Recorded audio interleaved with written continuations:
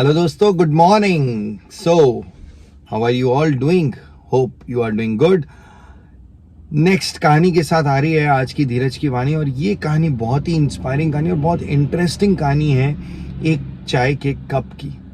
तो बहुत साल पहले की बात है. गांव में एक कपल हुआ करता था. गांव बोलो, शहर बोलो, जहां एक कपल हुआ करता था और उन्हें अपने घर में एंटीक चीजें रखने का बड़ा शौक था. तो वो जहां पर भी देखते ऐसी कोई एंटीक चीज, उसे घर ले आते. वो एक बार एक दुकान में गए जहां पर खूब सारे खूबसूरत टी कप्स रखे हुए थे, और उनमें एक टी कप उन्हें बड़ा पसंद आ गया. उन्होंने उधर बेचने वाली औरत से पूछा कि भाई ये एक बार दिखाएंगे आप? इतना सुंदर कप हमने कभी देखा नहीं है, तो प्लीज हम देख सकते हैं इस कप को. जैसे ही उस औरत ने वो कप उठाकर उस कपल को दिया, वो कप उनके हाथ में आते ही बोल उठा. वो कप बोलता है कि जितना सुंदर आज मैं दिख रहा हूं, मैं कभी इतना सुंदर हुआ नहीं करता था.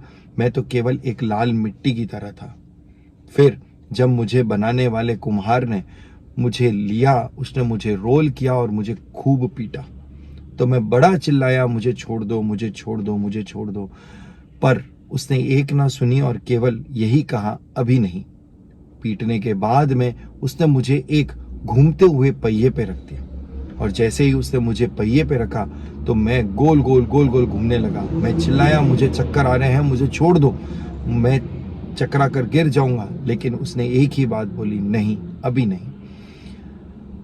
फिर उसने चक्कर से उठाकर मुझे एक गर्म ओवन में डाल दिया, जिसका टेम्परेचर बहुत ज्यादा था, और मैंने आज तक कभी इतनी गर्मी सही नहीं थी.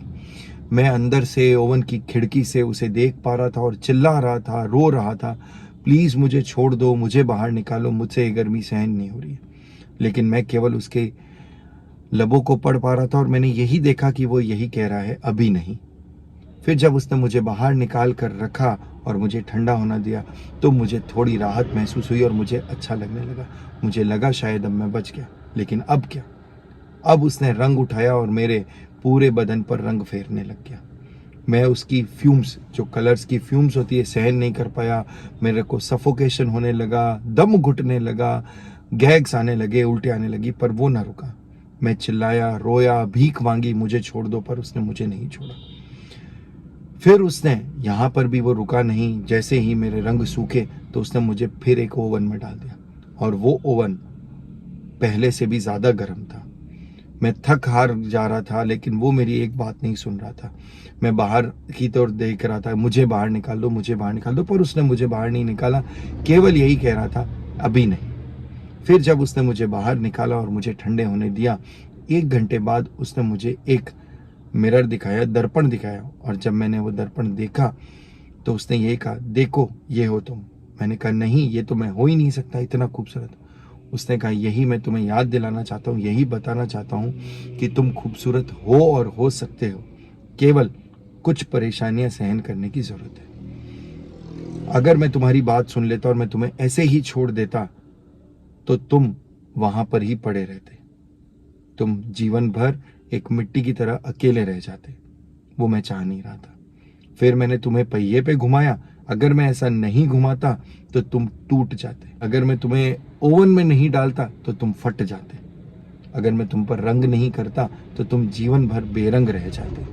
और लास्ट में जब मैंने फिर से ओवन में डाला तो तुम इतने कठोर नहीं हो पाते जितने आज तुम हो, जितने सुंदर तुम हो.